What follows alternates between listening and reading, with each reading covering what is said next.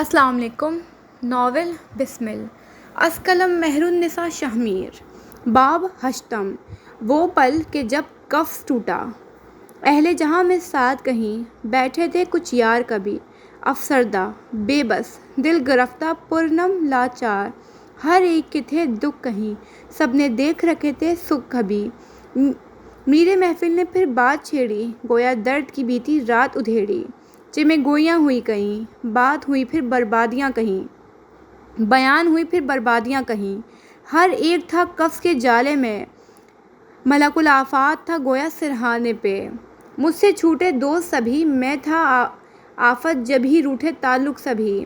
عین جوانی میں کھوئی محبت، پھر پڑھا میں بری صحبت۔ میرے محفل غموں کی دادرسی کرتا، دوستوں سے پھر ہمدردی کرتا۔ تم سب ہو قفس کے جالے میں، نہیں لا سکتا میں تم کو اجالے میں۔ ہر انسان کے ہیں قفس کہیں، میں نے دیکھے ہیں بے بس کہیں۔ ہر انسان ہے اپنا بازو خود، مدد کا ہاتھ فرار کا ساتھ خود۔ وہ قصے جو تم نے سنے تھے پرستانوں کے، جس میں آتے تھے مسیحا جہانوں کے، میرے عزیزوں وہ قصے تمام جھوٹے تھے۔ مناؤ ان کو جو ترش روی سے روٹھے تھے، یہ کب سبھی وقتی ہیں، ہوگی ختم جو تم ٹوٹی سختی ہے۔ بنو پھر اپنا بازو تم، دھو لو اپنے آنسو تم، رکھو کہانی میں قدم واپس تم، جہاں تم ہو شہزادے تم ہو ملکہ، تم ہی آصیب اور تم بے عیب۔ چڑھاؤ چہرے پہ مکھٹ کہیں، بناؤ پھر پہچانے کہیں، بہاؤ خوف آج سبھی۔ یہ پل ہے جب قفس ٹوٹے گا، ہاں لازم ہے دل ضرور بھینچے گا۔ مگر یاد رکھنا ایک بات تم، نصیحت رکھنا اپنے ساتھ تم، ہے درد فسانہ زندگی حقیقت، قفس موت آزادی نعمت۔ چاہے باقی پل ہو دو، چاہے پھر کل ہو نہ ہو، پھینکو اپنے قفس کو تم، اتار پھینکو رنج سارے، زخمی دل سہلاؤ، روتی آنکھ بہلاؤ اور میرے ساتھ دہراؤ، یہ ہے وہ پل جب قفس ٹوٹا۔ جاگتے جاگتے ایک عمر کٹی ہو جیسے، کوئی فریاد میرے دل میں دبی ہو جیسے۔ یہ موجودہ دن سے ایک دن قبل کا منظر ہے۔ جگجیت سنگھ کا گانا کیس کمبیر کی گاڑی میں مدھم آواز میں بج رہا تھا۔ وہ پچھلی نشست پہ بیٹھا تھا، گردن ڈھلکائے آنکھیں موند رکھی تھیں، بال بکھر کر ماتھے پر گر رہے تھے اور لباس سے بڑے بڑے سرخ دھبے تھے۔ وہ خون تھا، اس کے اپنے ماموں کا خون، جسے وہ تھوڑی دیر قبل قتل کر کے آ رہا تھا۔ ذہن بار بار بھٹک کر ماضی میں چلا جاتا تھا۔ بند آنکھوں کے پار وہ ایک دہشت ناک منظر دیکھ رہا تھا۔ میرے بابا کو مت مارنا، چیخ چیخ کر یہ الفاظ کہتے ہوئے بے بسی کی حدوں کو چھو رہا تھا۔ ماضی کے فلیش بیکس آنکھوں کے آگے گھوم رہے تھے، جن میں ایک لمبی سڑک پہ 3 گاڑیاں الٹ کر گرائی گئی تھیں، جن کے شیشے گولیوں سے چکنا چور تھے۔ کچھ لوگ ان کے اندر پھنسے ہوئے تھے، ایک گاڑی انسانی چیخوں سے گونج رہی تھی، لوگ اندر زندہ جل رہے تھے، کیس کا خاندان زندہ جل رہا تھا۔ آہیں کراہیں عرش کو دہلا دیتی تھیں۔ انہی الٹی گاڑیوں میں سے ایک میں عبداللہ زمان بھی تھا، وہ جس کا آدھا در گاڑی کے اندر پھنسا ہوا تھا۔ آگ کے بھڑکتے نارنجی شعلوں اپنی آنکھوں سے دیکھ رہا تھا۔ سڑک کے عین بیچوں بیچ اس نے دیکھا اس کے ماموں حاتم نواب اور ان کے کئی ساتھی اس کے چچا اور بابا کو اپنے نرگے میں لیے کھڑے تھے۔ اسی پل کیس نے دیکھا کہ حاتم نواب نے ہاتھ میں پکڑا خنجر سرور کمبیر کے سینے میں پیوست ہوا۔ اپنی بہن کا انتقام آج وہ لے چکے۔ کئی سال سے پنپتا لاوا اس خنجر کے ذریعے وہ اپنے دشمن کے جسم میں اتار چکے تھے۔ اگلے کئی وار اسی طرح ہوئے، سر میں، پسلیوں میں، سینے اور پیٹ میں، وہ دھڑا دھڑ انہیں مارتے چلے گئے۔ کیس چیخ رہا تھا، باہر نکلنے کی تگ و دو کر رہا تھا، مگر بیکار۔ وہ اس بہتے خون کو روک لینا چاہتا تھا، وہ کسی طرح باہر نکل کر اپنے خاندان کو بچا لینا چاہتا تھا۔ سرور کے عقب میں کھڑے زمان کمبیر کی آنکھیں پتھرا رہی تھیں۔ کیس چیخ چیخ کر انہیں روک رہا تھا، یہاں سے نکلنے کی دہائی دے رہا تھا۔ 6-7 مردوں کے نرگے سے اس ایک مرد نے خود کو چھڑوایا اور اپنے بھائی کی اور بھاگا تھا۔ اپنے بھائی کو مرنے نہیں دے سکتا تھا۔ زمان آگے بڑھے مگر شومئی قسمت کے پیٹھ پہ گولیاں داغ دی گئیں۔ وہ گھٹنوں کے بل لڑکھڑا کر گرے، جسم سے نکل کر پھیلتا ہوا خون سڑک بھگو رہا تھا۔ کیس شل رہ گیا، اس کی آواز بلند ہو چکی تھی، اس کی آنکھیں ساکن رہ گئیں۔ گاڑی میں جلتے ہوئے اس کے بہن بھائی بھی ساکن، شاید مر گئے تھے، شاید آخری سانسیں گن رہے تھے۔ کیس نے آنکھیں جھپک کر اپنے باپ کو دیکھنا چاہا، مناظر دھندلے تھے۔ ہاں اس کا چہرہ گیلا تھا، ہاں بس وہ رو رہا تھا، بری طرح بے آواز رو رہا تھا۔ وہ 7 افراد پلٹ رہے تھے۔ حاکم نواب نے کچرتی سی نگاہ گاڑی کے اندر پھنسے کیس پر ڈالی اور آگے بڑھ گئے۔ ان کے ساتھی اب 17-18 سالہ بچے کی جانب بڑھ رہے تھے۔ حاکم نواب نے ہاتھ کے اشارے سے انہیں آگے چلنے کو کہا، خود چھوٹے چھوٹے قدم لیتے ہوئے آئے اور اس کے پاس گھٹنوں کے بل بیٹھے۔ آنکھوں میں نرمی تھی۔ کیس ہاتھ باہر نکال کر انہیں مارنا چاہتا تھا، مگر اس آدمی کی نگاہوں میں بس نرمی میں ذرا برابر فرق نہ آیا۔ میں یہ سب نہیں چاہتا تھا بچے، میں تم سے محبت کرتا ہوں، اس لیے میں تمہارے لیے آسانیاں کروں گا ہمیشہ۔ انہوں نے ایک جھٹکے سے اسے کھینچ کر باہر نکالا اور سڑک پہ پھینک دیا۔ دیکھو میں پہلا مظاہرہ کیے جا رہا ہوں، ساری زندگی کروں گا۔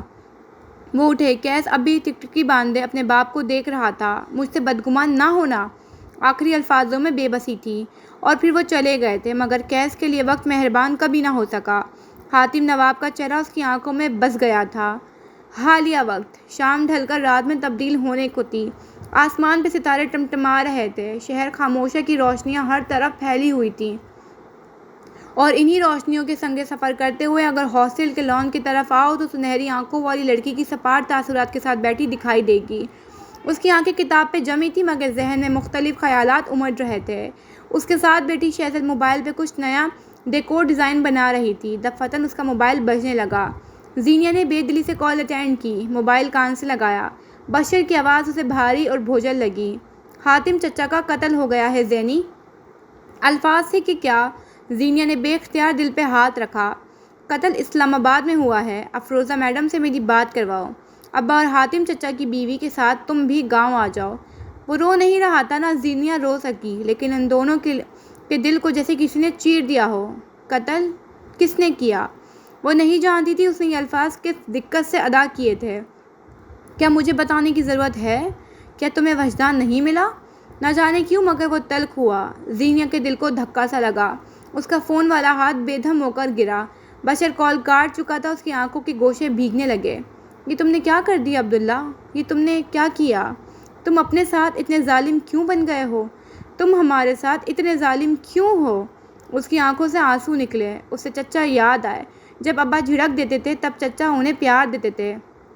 عبداللہ اور اس کے رشتے پہ سب سے زیادہ خوش وہی تھے۔ وہ زینیا اور عبداللہ کے رشتے کو روحوں کا تعلق بتاتے تھے۔ وہ اس طرح جا نہیں سکتے تھے۔ اس نے گردن جھکا دی۔ آنسو بہہ رہے تھے، لب پھڑپڑا رہے تھے۔ تم ایسا کیسے کر سکتے ہو عبداللہ؟ یہ تم نے کیا کر دیا؟ یہ میں نے کیا کر دیا؟ اس نے پٹ سے آنکھیں کھولیں۔ میں ایسا کیسے کر سکتا ہوں؟ بے چینی۔ اس نے بے اختیار اپنا سینہ مسلا، پھر چہرے پہ آیا پسینہ صاف کیا۔ اس کا سارا جسم کانپنے لگا تھا۔ اسے خوف آ رہا تھا۔ اللہ مجھے معاف نہیں کرے گا حبیب؟ اسے رنج ہوا۔ ایک ہاتھ بری طرح کانپ رہا تھا۔ اسے پینک اٹیک ہوا تھا۔ اسلام قتل کا بدلہ قتل کہتا ہے۔ تسلی دی گئی۔ کیس کو سکون نہ آیا۔ اسے واقعی سکون نہ آ سکا۔ اسے اللہ سے ڈر لگ رہا تھا۔ اسے قتل خون سے ڈر لگ رہا تھا۔ اسے مرنے سے بھی ڈر لگ رہا تھا، کیونکہ مرنے کے بعد ابدی زندگی تھی، اور وہاں کے صلے آپ کے اعمالوں کے مطابق ہونے تھے۔ گاڑی اب کیسم کے باہر آ کر رکی تھی۔ پارکنگ میں گاڑی لے جاتے ہوئے اسے کیس کی آواز سنائی دی، گاڑی واپس موڑو، مجھے یہ پلز اٹھا کر دو۔ اس نے بے حد پریشانی کے عالم میں اسٹوریج باکس کی جانب اشارہ کیا۔ بارش دوبارہ برسنے لگی تھی۔ پانی کی موٹی موٹی بوندیں شیشے پر پھسل رہی تھیں۔ حدیبیہ نے بغیر کچھ کہے گاڑی دوسری طرف موڑی، دوا کی شیشی اٹھا کر اسے تھمائی۔ کیس نے کانپتے ہاتھوں سے 3 گولیاں ہتھیلی پر رکھیں۔ اس کی آنکھیں سرخ پڑ رہی تھیں، جسم پسینوں سے تر اور دل بہت بری طرح گھبرا رہا تھا۔ تینوں گولیاں پھانک کر اس نے پانی کی بوتل منہ سے لگائی اور گٹا گٹ سارا پانی پی گیا۔ شرٹ کے اوپری بٹن کھول دیے۔ یہ میں نے کیا کر دیا؟ اسے گلٹ ہوا تھا۔ میں ایسا نہیں تھا، او خدایا، میں ایسا نہیں تھا۔ وہ پچھلی نشست پہ لیٹ گیا، گھٹنے سینے سے لگا لیے، بازو اپنے گرد پھیلائے۔ اس کی آنکھوں سے چند موٹے موٹے قطرے ٹوٹ کر گرے۔ جانے یہ گلٹ تھا، دکھ یا پھر خوف؟ باس، آپ آرام کرنا چاہتے ہیں تو کمبیر محل چلیں؟ اس نے موڑ کاٹتے ہوئے پوچھا۔ کوئی کمبیر محل میں آرام کیسے کر سکتا ہے حبیب؟ میں وہاں ایک بسمل ہوں۔ اس کی آواز دھیمی پڑ گئی۔ گیلی آنکھیں غنودگی میں جانے لگیں۔ دل کی دھڑکن معمولی پہ آئی، اور اگلے چند پلوں میں سکوت تھا۔ وہ سکڑا سمٹا سو رہا تھا، چہرہ بھیگا ہوا تھا۔ وہ بس سو رہا تھا، اسے سونا تھا۔ اور حدیبیہ گاڑی کو نہ جانے کن کن راستوں پہ گھماتی رہی۔ ہاں، مگر وہ کمبیر محل کے آس پاس بھی نہ بھٹکی تھی۔ پلنگ پہ رکھے بیگ میں شیزل زینیا کی ضرورت کا سامان ڈال رہی تھی، کپڑے، شال، سویٹر، ساتھ ساتھ ایک نگاہ زینیا پہ بھی ڈال لیتی تھی۔ وہ لب کاٹتے ہوئے فون ہاتھوں میں لیے بیٹھی تھی۔ یہی قسمت تھی، اسے قبول کر لو، دھیمی آواز میں دلجوئی کی گئی۔ زینیا نے گردن جھکا دی۔ عبداللہ ایسے کیسے کر سکتا ہے؟ وہ رکی، ہونٹ بے دردی سے کاٹے۔ چچا کو سب سے زیادہ محبت اس سے تھی اور مجھے چچا سے۔ وہ اچھے نہیں تھے مگر تمہیں اچھے لگتے تھے کیونکہ انہیں عبداللہ اچھا لگتا تھا۔ زینیا کے چہرے پر جیسے کسی نے تھپڑ دے مارا ہو۔ میں نہیں جانتی عبداللہ کون ہے، اس سے تمہارا کیا تعلق رہا ہے؟ وہ آگے آئی، زینیا کی آنکھوں میں دیکھا۔ میں بس اتنا جانتی ہوں کہ وہ جو کوئی بھی تھا اسے تمہارے دل پہ حکمرانی حاصل ہے۔ زینیا شل رہ گئی۔ کچھ ہے اس میں، اس کا نام سنتے ہی تمہاری آنکھوں میں کچھ آتا ہے، ایک اسپارکل سا۔ تم اس سے ملی نہیں ہو مگر اسے جانتی ہو، بہت اچھی طرح جانتی ہو۔ بیگ کی طرف واپس جاتے ہوئے زینیا نے شیزل کی بڑبڑاہٹ سنی۔ وہ تمہاری محبت، تم اس کا عشق ہو یا نہ ہو مگر تم دونوں سول میٹس ہو۔ زینیا نے یہ اصطلاح پہلی مرتبہ نہیں سنی تھی۔ چچا بھی تو یہی کہتے تھے۔ اس نے سر جھٹکا، مگر وہ بار بار یاد آ رہے تھے۔ مانا کہ ان کے ساتھ لمبا وقت نہ گزرا تھا مگر خون کے رشتوں کو میل ملاقات سے فرق نہیں پڑتا۔ اگلے کئی لمحات میں وہ لاؤنج میں کھڑی تھی۔ ابا فروزہ بیگم سے کوئی بات کر رہے تھے۔ اس کے دو کزنز حاکم نواب کے بھائیوں کے یہاں اولاد نرینہ نہ ہوئی تھی سو ان کے یہاں بیٹیوں کے شوہر ہی بیٹے اور داماد تھے۔ زینیا نے ٹھہر کر ابا کو دیکھا، وہ بمشکل کھڑے تھے، ان کی آنکھیں سرخ انگارہ تھیں، آنکھوں کی سختی غائب۔ بھائی کی موت ان کی کمر توڑ گئی تھی۔ انکل؟ حاکم نواب نے اس آواز پر مڑ کر دیکھا۔ سنجیدہ آنکھوں سے انہیں دیکھتی شیزل سیمسن انہیں پکار بیٹھی تھی۔ میں زینیا کی دوست ہوں، مجھے اس وقت اس کے ساتھ رہنا چاہیے، کیا میں آپ کے ساتھ چل سکتی ہوں؟ افروزہ بیگم نے اسے حیرت سے دیکھا تھا مگر وہ اسے روکنا نہیں چاہتی تھیں، نہ ہی ان کا اختیار تھا۔ حاکم نواب نے گردن اس بات میں ہلا دی۔ یہ بلوچستان کی روایت تھی، آنے والے چاہے دشمن ہو ان کے لیے گھر کے دروازے کھول دیے جاتے ہیں، خاص طور پر عورت کے لیے۔ اپنے گھر کی عورت کے ساتھ چاہے جو مرضی سلوک کیا جاتا مگر باہر کی عورت جب مدد مانگے تو بہن بیٹی ہوتی ہے۔ تمہیں ہمارے ساتھ چلنے کی کوئی ضرورت نہیں تھی شیزل، گاڑی میں بیٹھتے ہوئے زینیا نے اس کے کان کے قریب کہا۔ غضب خدا کا، آنٹی نے تمہیں روکا بھی نہیں۔ وہ خوف زدہ ہوئی۔ آنٹی مجھے نہیں روکتی، میری عمر کی اکیلی عورتیں اپارٹمنٹ میں رہتی ہیں لیکن میری ماں اور آنٹی بیسٹ فرینڈز ہیں۔ میں یہاں صرف اس لیے رہتی ہوں کیونکہ آنٹی چاہتی ہیں اور میری ماں بھی، لیکن میری شروعات سے ایک شرط تھی کہ میں اپنی آزادی پہ سمجھوتا نہیں کروں گی۔ اس لیکچر میں میرا جواب نہیں ہے۔ زینیا اکتا گئی۔ شیزل نے اس کی آنکھوں میں دیکھا، پھر گاڑی چلاتے اس توانا مرد کو۔ مجھے ان سب کی نیت ٹھیک نہیں لگتی، یہ لوگ تمہیں لے جائیں گے اور واپس نہیں بھیجیں گے۔ میں اس لیے ساتھ آئی ہوں تاکہ تم میرے ساتھ واپس جا سکو۔ وہ رکی، زینیا کی آنکھیں اب بھی مشکوک تھیں۔ شیزل نے ہتھیار ڈال دیے۔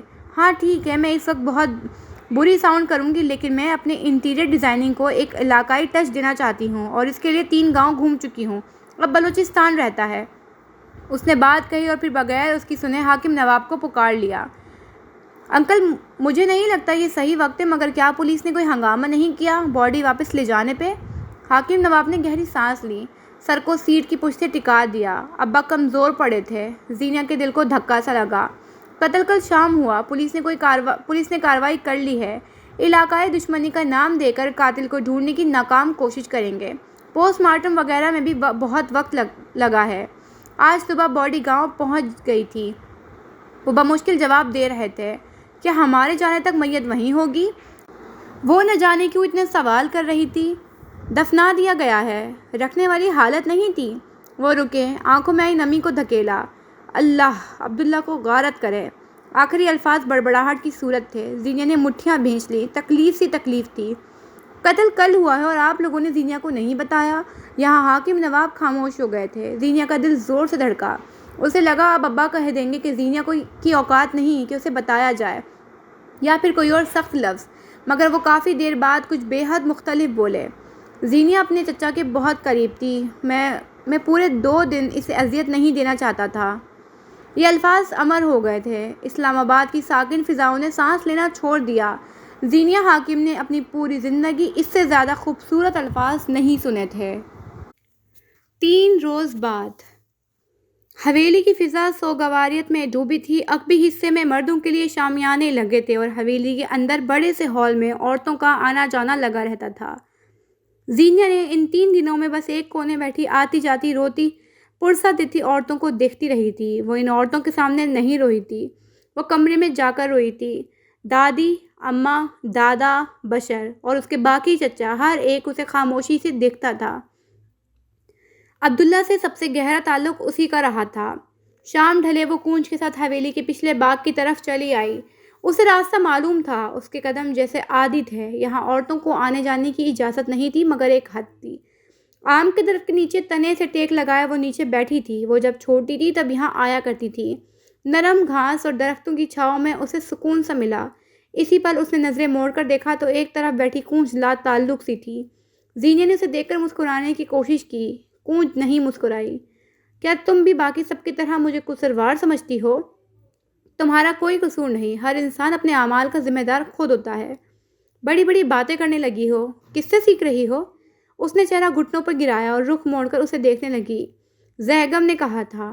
بس یہی کہہ کر وہ خاموش ہو گئی۔ زینیہ چپ چاپ اسے دیکھنے لگی۔ تم نے میرے اسکیچ بکس کھولے تھے نا؟ کونج نے بے یقینی سے گردن اٹھائی۔ زینیہ نے کہنا جاری رکھا۔ تمہارے ہاتھ میں جو انگوٹھی ہے وہ الماری کے نچلے خانے میں رکھی تھی۔ ایسا پورا سیٹ ہے میرے پاس۔ زینیہ نے عام سے انداز میں کہا۔ میں نے ہمیشہ تمہیں کچھ سکھانا چاہا۔ شاید میرا انداز غلط ہو مگر نیت صاف تھی۔ میں چاہتی تھی تمہارا نام ہو، اپنی پہچان ہو۔ انسیکیورٹیز سے نکل آؤ۔ ان سب کے درمیان تم نے کب کہاں میرا کیا امیج بنا لیا مجھے پتہ نہیں چل سکا۔ تم جھوٹ کہتی ہو۔ تمہیں تو وجدان نہیں ملتے تھے؟ کونج کا لہجہ لڑکھڑایا۔ زینیہ نے اس بات میں سر ہلایا۔ درخت پر ٹھہرے شبنم کے قطرے تھوڑی تھوڑی دیر بعد گرنے لگتے تھے۔ ہاں شاید دور کہیں مجھے معلوم تھا، لیکن میں نے تمہیں منع نہیں کیا۔ پرستش کسے ناپسند ہوتی ہے؟ وہ رکی، ٹھہر کر کونج کو دیکھا۔ میں نے کبھی کیریئر کے بیچ میں عبداللہ کے انتظار سے کوتاہی نہیں کی، لیکن اگر تم نے مجھے بس کیریئر کا سوچتے دیکھا تو یہ تمہاری نظر کا دھوکہ تھا۔ میں نے کبھی جاب کے ساتھ بچے پالنے اور گھر کے کام کرنے سے منع نہیں کیا تھا، لیکن تمہارا قصور یہ ہے کہ تم نے بس آفس کورٹ میں دیکھا۔ میں نے تمہیں مینیپولیٹ نہیں کیا کونج، تم نے میرے بارے میں اندازے لگائے۔ تمہیں چاہیے تھا مجھ سے پوچھ لیتی۔ کونج نے 1.5 ماہ سے الزام دینے کے الفاظ سوچے رکھے تھے، مگر آج اس کے سامنے بیٹھے ہوئے اس کے ذہن میں سب کچھ محو ہونے لگا۔ زینیہ بلا تھی اور بلاؤں سے مقابلے کٹھن ہوتے ہیں۔ کیا تم مجھ سے نفرت کرنے لگی ہو کونج؟ زینیہ نے آہستگی سے پوچھا تو کونج کے دل کو دھکا سا لگا۔ میں کبھی تم سے نفرت نہیں کر سکتی زینی، نہ ہی کبھی کی ہے۔ میں تم سے حسد بھی نہیں کر سکتی، نہ کبھی کیا ہے، مگر میں تم سے جلتی تھی۔ اس نے اعتراف کر دیا۔ لیکن جلن کی اور ہو سکتی ہے، اور میں کر لیتی تھی۔ تم گاڈ کمپلیکس کی ماری عورت ہو۔ جب میں نے تمہاری پرستش شروع کی تب تم مجھے روک بھی سکتی تھی۔ وہ بولتے بولتے رک گئی، مڑی ہوئی پلکوں پہ آنسوان ٹھہرے۔ میں مانتی ہوں میں تم سے آبسیس تھی۔ میں نے تمہارے بارے میں اندازے لگائے۔ تمہیں اور باقی سب کو حیرت ہوگی کہ کوئی اپنی بہن سے اتنا متاثر کیسے ہو سکتا ہے۔ ہم سب کبھی نہ کسی دور میں کسی شوق، کسی فنکار، کسی کزن یا پھر باپ بھائی سے انسپائر رہے ہوتے ہیں۔ کیوں ہوتے ہیں ہم انسپائر؟ کیونکہ وہ لوگ روشنی میں ہوتے ہیں۔ ہمیں وہاں بس روشنی اور رونق نظر آتی ہے، مگر حقیقت یہ ہے کہ جو لوگ روشنیوں میں گھرے رہیں ان کا اصل اندھیرا ہوتا ہے۔ زینیہ نے تحمل سے جواب دیا۔ صحیح کہا، اسی طرح تم میرے لیے روشنی تھی، میری شمع۔ مجھے تمہارے ہاتھوں کی جگہ ہمیشہ پر نظر آئے تھے، مگر تمہارے اندھیرے کے قریب آ کر دیکھا تو تمہارے ہاتھ تمہاری پشت پہ بندھے تھے۔ تم کف زدہ تھی۔ زینیہ ساکن ہو گئی۔ رنگت ایک لمحے میں سفید پڑ گئی تھی۔ تمہارا کفس میرے کف سے مختلف ہے۔ تمہیں بلندیوں نے جکڑ لیا ہے، اتنا کہ تم آج بھی یہاں اپنی بہن کو سمجھانے نہیں مینیپولیٹ کرنے آئی تھی۔ کاش کوئی تمہیں اس ستائشی کمپلیکس سے نکال سکے۔ زینیہ کئی لمحے قوت گویائی سے محروم رہ گئی۔ کئی لمحے دونوں اپنی اپنی جگہ خاموش رہیں۔ کیا تم میری وجہ سے خود کو سزا دو گی؟ اپنے ساتھ ظلم کیوں کر رہی ہو؟ کسی انسان سے اتنا آبسیس بھی نہیں ہوتے کونج، اتنا کہ پرانے دوست چھوڑ دو، حرام تعلق میں پڑ جاؤ، اپنی ہی بہن سے اتنی نفرت کرنے لگ جاؤ۔ آخری بات زینیہ کو خود بھی چبھی تھی۔ میں کچھ بھی تمہاری وجہ سے نہیں کر رہی۔ اس نے ایک ایک لفظ توڑ توڑ کر ادا کیا۔ ہم جن سے محبت کرتے ہیں وہ لوگ اگر ہمیں چھوڑ جائیں، روٹھ جائیں یا پھر بدگمان ہو جائیں تو سب سے پہلا خیال یہی آتا ہے کہ ہم خود کو برباد کر دیں گے، خود کو نقصان پہنچائیں گے، تاکہ اسے اندازہ ہو اس نے ہمارے ساتھ کتنا غلط کیا ہے۔ سچ کہوں تو ان جا چکے لوگوں کو فرق نہیں پڑتا۔ وہ الفاظ دہرا رہی تھی، بار بار رک رہی تھی، مگر اہم تھا کہ وہ بول رہی تھی۔ ہاں، مجھے دکھ ہوا تھا کہ تم ویسی نہیں ہو جیسی میں سمجھتی تھی، لیکن وہ بس دکھ ہی تھا، صدمہ نہیں۔ میں اس سے نکل چکی ہوں۔ سب سے پہلے سوچ میرے ذہن میں بھی یہی آئی تھی کہ اب میں خود کو برباد کر دوں گی تاکہ تمہیں احساس ہو۔ کریپی، زینیا نے تبصرہ کیا۔ آئی انگری، کونج ہنس پڑی۔ کوئی بھی انسان اس قابل نہیں ہوتا کہ اس کے لیے خود کو نقصان دیا جائے، برباد کیا جائے۔ تم میرے لیے قیمتی تھی، ضروری ہو، مگر اتنی نہیں کہ میں تمہارے لیے خود کو برباد کر دوں۔ ایسا نہیں ہوگا زینیا حاکم، مجھ پہ سب سے زیادہ حق میرا ہے۔ زینیا مسکرا رہی تھی، اسے کونج سے کی توقعات نہیں تھیں۔ زیگم سے میرا تعلق میرا اپنا فیصلہ ہے، پرانی دوستیاں چھوڑنا میرا اپنا فیصلہ ہے۔ خدا کی قسم زینی، میں تم سے یا خود سے کوئی انتقام نہیں لے رہی۔ اس کا لہجہ سچا تھا۔ میرے چاروں اور میں نے تمہارے جیسے بننے کا کف چڑھا لیا تھا، اب اتار لیا ہے اور اب میں آزاد ہوں۔ تم صحرا میں نظر آنے والے ایلیوژن تھی، پاس آنے پہ سب غائب ہو گیا۔ اب جو ہے وہ حقیقت ہے، تب تک صحرا ہے اور میں وہاں اکیلی۔ میں اپنے فیصلوں میں آزاد ہوں۔ زینیا نے پلکیں جھپکیں اور پھر آنکھیں موند کر درخت کے تنے سے ٹیک لگا لی۔ کیا تم مجھ سے نہیں پوچھو گی یہ سب میں نے کہاں سے سیکھا؟ اس کی ضرورت نہیں ہے، تم وہی عمل دہرا رہی ہو جو عبداللہ کے چھوڑنے پہ میں نے دہرایا تھا۔ کونج سانس نہ لے سکی، وہ اسے اتنے اچھے طریقے سے کیسے جانتی تھی؟ صحیح کہتی ہو، تم پہ سب سے زیادہ حق تمہارا ہے، مگر اس نے آنکھیں کھولیں، کونج کو دیکھا۔ تم کبھی بھی میرے قبض میں قید نہیں تھیں، تمہارا اپنا قبض ہے، انسیکیورٹیز کا، سوشل انگزائٹی کا، پیپل پلیزنگ کا، سہاروں کا، اور سب سے بڑھ کر کمپلیکسز کا۔ کسی اور کے لیے پھیلائے قبض سے نکلنا آسان ہوتا ہے، مگر اپنے قبض سے نکلنا مشکل، کیونکہ وہ انویزیبل ہوتا ہے۔ کونج نے اس کی بات مکمل کی۔ زینیا نے واپس آنکھیں موند لیں۔ اس کے ارد گرد سناٹے چھا گئے۔ وہ جس قبض سے نکلنا چاہتی تھی وہ زینیا کا نہیں، اس کا اپنا پھیلایا تھا۔